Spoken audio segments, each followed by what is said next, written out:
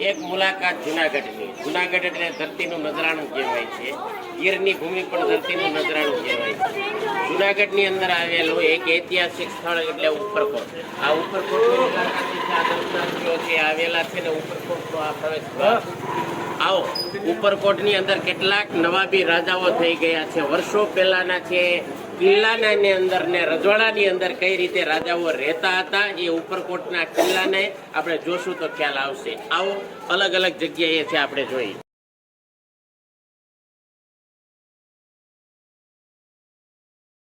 મિત્રો, આપણે જે જગ્યાની મુલાકાતે આવેલા છે એ કેટલા વર્ષ પુરાણું છે તમને જાણીને આશ્ચર્ય થશે.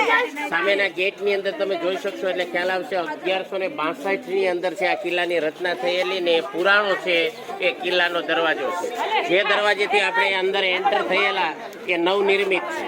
અત્યારે એનો જીર્ણોદ્ધાર થયેલો છે અને આ ઐતિહાસિક જુનાગઢનો કિલ્લો ઉપરકોટ તરીકે છે પ્રસિદ્ધ છે. અને આ ઉપરકોટની એકદમ ફરતા ફરતા 3 કલાકની સફરને આપણે છે અલગ અલગ જગ્યાએ છે નિહાળી. જૂના જમાનાની અંદર આખા જુનાગઢની અંદર જ્યારે ચડાઈ થાય ત્યારે જૂના જમાનાના રાજાઓ કઈ રીતે કિલ્લાનું રક્ષણ કરતા હતા. આટલા પગથિયા ચડીને છે આવવું પડે અને અહીંની 1162ની આજુબાજુની તોપ કઈ રીતની હતી એ તોપને પણ છે આપણે જોઈ શકીએ. આખું જુનાગઢને જોવાનું હોય, જુનાગઢના જે કંઈ દુશ્મનો હોય એ કિલ્લાને જ્યારે ઘેરી વળે ત્યારે આખરી પ્રહાર કઈ રીતે કરવો એ આખરી પ્રહાર આ તોપથી છે થતો હતો. તો તોપની નજીક જઈ અને આપણે જોઈએ.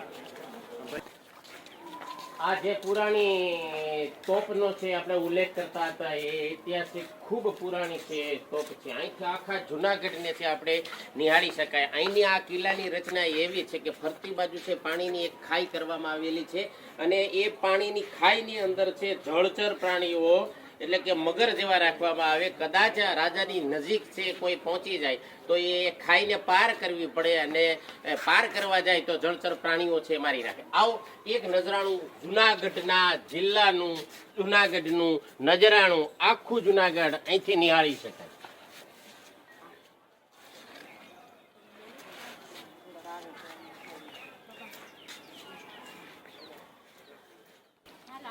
વડિયા તોપ એ બીજી જગ્યાએ લઈ જવી હોય તો જૂનાના જમાનાના રાજાઓ છે બુદ્ધિશાળી હતા, મૂવેબલ એટલે વ્હીલચેર દ્વારા જેમ દર્દીને દવાખાનામાં ફેરવવામાં આવે એમ આ તોપને પણ છે અન્ય જગ્યાએ લઈ જવી તો લઈ જઈ શકાય. પૂરેપૂરી ખૂબ મજબૂત છે જેને આજ દિન સુધી હજી કાટ લાગેલો નથી. 1100ની સાલની આ માનવામાં આવે છે. અત્યારે 2024 છે. એ જગ્યા છે કે ઉપરકોટ થી પૂરા ગિરનારના દર્શન કરવા તો કરી શકાય. હા, ઉપરકોટ થી ગુરુ દત્તાત્રેય, જૈન દેરાસર સમગ્ર છે ગિરનારના દર્શન કરી શકાય એવું આ સ્થળ છે. નીચે જવા માટેની એક છે વોકવે છે બનાવવામાં આવેલો છે અને એ વોકવે દ્વારા તળેટીની અંદર જઈ શકાય. આ એ જુનાગઢ છે જ્યાં 4 ધર્મનો સમન્વય હતો. જુનાગઢની અંદર મુસ્લિમ રાજાઓનું તો રાજ્ય હતું એટલે મુસ્લિમ ધર્મ હતો, હિન્દુ હતા, જૈન હતા અને બૌદ્ધ ધર્મીઓ પણ એ પુષ્કળ છે એ હતા. આવો રિનોવેશન કર્યા પછી ઉપરકોટની જે સ્થિતિ છે અને ફોટોશૂટ માટેની જે સુવિધા કરવામાં આવેલી છે એ આ જગ્યા છે. તો આવો અહીંયા એક ફોટોશૂટ કરીએ. આ એ જગ્યા છે જ્યાં સહેલાણીઓ છે પોતાના ફોટોને શૂટ કરવા માટે છે આવે છે અને પોતાની યાદગાર છે એ લઈ જાય છે. આ માણેક તોપ છે એવું કહેવાય છે. 500 વર્ષ પુરાની છે અને વર્ષોથી અહીંયા સ્થિત છે. એવું કહેવાય છે કે આગળ જે તોપ જોયેલી હતી એવી તોપ 3 છે અને આ તોપ એક જ માત્ર દિવાસળીથી અહીંથી ગોળો છે છૂટે જુનાગઢની અંદર છે જે કંઈ દુશ્મનો આવેલા હોય એમનો પ્રહાર છે કરી શકાય. પણ તમને એવું લાગશે આ મૂવેબલ તોપ છે, એક જગ્યાએથી બીજી જગ્યાએ લઈ જઈ શકાય એવી તોપ છે. પણ આના કરતાં પણ છે મોટામાં મોટી છે તોપ જુનાગઢની અંદર દીવથી આયાત કરવામાં આવે એ અને એમનો વ્યાસ છે પૂરેપૂરો છે નિહાળી શકીએ છીએ. આ 26 ઇંચનો છે એ વ્યાસ છે અને એવું કહેવાય છે કે પંચ ધાતુની આ બનાવવામાં આવેલી છે. પહેલી તોપનું નામ બધાને યાદ હતું. શું નામ હતું? માણે. તો આ તોપનું નામ છે એ નીલમ છે અને દીવથી છે આ મગાવવામાં આવેલી હતી અને આ પંચધાતુની છે, વર્ષો પુરાની છે. જુનાગઢની અંદર આત્યંતિક જ્યારે પ્રહાર થાય ત્યારે આ તોપનો છે ઉપયોગ છે એ કરવામાં આવતો હતો. પણ આ પણ તોપ છે એ મૂવેબલ છે. જે દિશાની અંદર મૂવ કરવાની હોય એ દિશાની અંદર મૂવ કરી શકાય. જુનાગઢને પૂરેપૂરા આપણે નિહાળી શકીએ છીએ. જુનાગઢની અંદર દુશ્મનો છે જ્યારે પ્રહાર કરવા માટે આતુર થાય અને ફરતી બાજુ ગોઠવાઈ જાય ત્યારે એક જ માત્ર તોપના ધડાકાથી દુશ્મનના સૈન્યો ઉપર છે પ્રહાર છે એ કરી શકાય. એવું કહી શકાય કે કદાચ એ જમાનાની અંદર આજથી એ 1100ની સાલની આજુબાજુની અંદર સૈન્યને ટ્રેન કરવા માટેની જે છે તોપ છે વપરાતી એ આ તોપ છે. અને એ તોપને પણ છે આપણે જોઈ શકીએ બબે તોપો છે. તો આ પંચધાતુની છે એ તોપને છે જોયા પછી આવા ઐતિહાસિક ઘણા બધા સ્થળ છે જે ઉપરકોટની અંદર છે. આવો નિહાળીએ આગળના સ્થળ.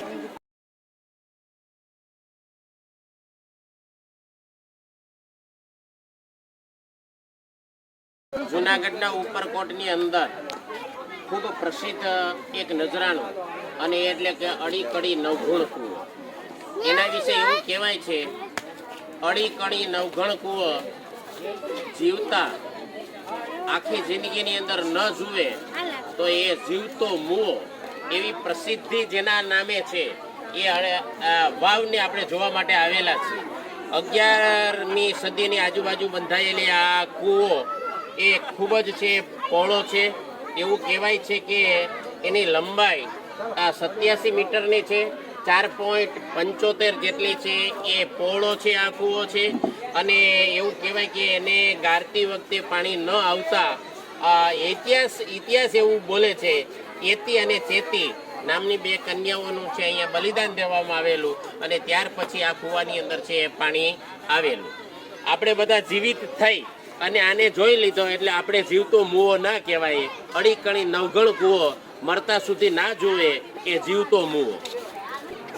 અડીકણી નવઘણ કૂવાનું પ્રવેશ દ્વાર કેવું છે એને આપણે જોઈએ છીએ. ઉપરકોટની આ અડી વાવ છે, ખૂબ ઊંડી વાવ છે. ઘણા પગથિયા ઉતરીને અમે આવી ગયેલા છીએ. આ ઉપરથી સહેલાણીઓ આવે છે અને કેટલા બધા પગથિયાને છે આપણે જોઈ શકીએ છીએ. આટલી ઊંડાઈ આવ્યા પછી કૂવાની રચના કેવી છે. સામે પાણી છે દેખાય છે અને એ અડીનું છે એ પાણી છે. જુનાગઢના એ નવાબોએ કેટલી મહેનત ઉઠાવી અને કૂવાના તળિયા સુધી છે એ આ પગથિયાની રચના કરી છે. આમ ઉપર છે નિહાળીએ ત્યારે ખબર પડે કે બાંધકામ કેટલું મજબૂત કરેલું છે. 1100ની સાલની અંદર બનેલો આ કૂવો અત્યારે 2024ની અંદર પણ છે કેટલો અડીખમ ઉભોલો છે. કૂવાનું નામ જ છે અળી કૂવો છે. કાકા તમારી ઉંમર કેટલી છે? 63 વર્ષના કાકાએ છે કે આ કૂવાને કેટલી વખત જોયો છે? 5મી વખત છે જોયેલો છે. જીવતો મૂવો છે એમ કહેવાય છે કે તો જીવતા ને જીવતા છે આપણે આ જોઈ લઈએ. બરોબર કાકા? નવઘણ કૂવો મરતા સુધી ના જોઈએ જીવતો મૂવો. તો આ અળી વાવ છે અને બાજુમાં છે નવઘણ કૂવો. ઓકે.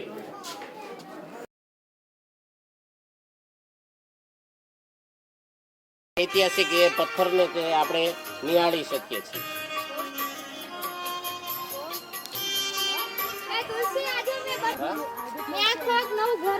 કઈ નથી બનાવવાનું એવા ઘર નથી બનાવવાના.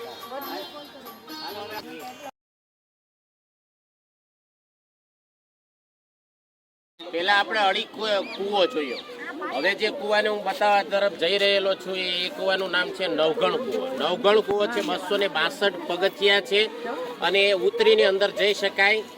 કદાચ રાત્રિના સમયે જવું હોય તો અંદર દીવારને રાખવાની વ્યવસ્થા કરવામાં આવેલી છે. 262 પગથિયા પછી પણ છે ઊંડો છે એ કૂવો છે.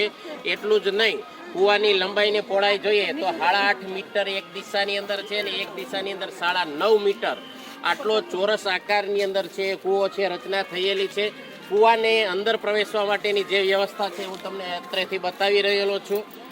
અહીંથી છે એમનું પ્રવેશ દ્વાર છે નવઘણ કૂવાનું. અને નવઘણ કૂવો ચોરસ આકારે કઈ રીતે ખોદાયેલો છે. જૂના જમાનામાં ગીત ગવાયા હતા 8 કૂવાને 9 પાવઠા. તો હવે નવી પેઢીને પાવઠાની ખબર નથી. પાવઠા પણ સામે જ છે, એ દેખાય છે.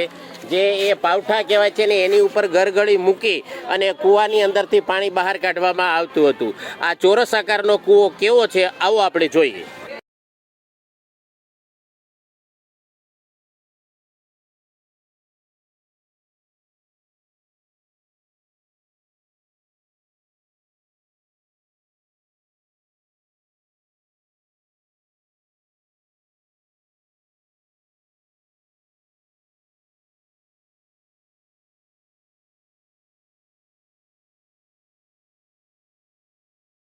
આપણે ઉપરકોટનો ઇતિહાસ વાગોળીએ છીએ અને જુદી જુદી તોપના દર્શન કર્યા, જુદી જુદી કૂવાના દર્શન કર્યા. અડી કૂવાને જોયો, નવઘણ કૂવાને છે જોયો.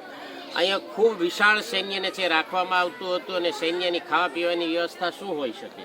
અને એ જમાનાની અંદર અન્ન એ શ્રેષ્ઠ ધન હતું. અન્નનો જ સંગ્રહ છે કરતા. તો અન્નને સંગ્રહ કરવા માટેની શું વ્યવસ્થા હતી આવો. ઉપરકોટની અંદર અનાજના ભંડાર, આજકાલની અંદર આપણે કોઠી કે કોઠલાની અંદર છે અનાજનો સંગ્રહ કરીએ છીએ. તો એ વખતના કોઠલા કેવા હશે?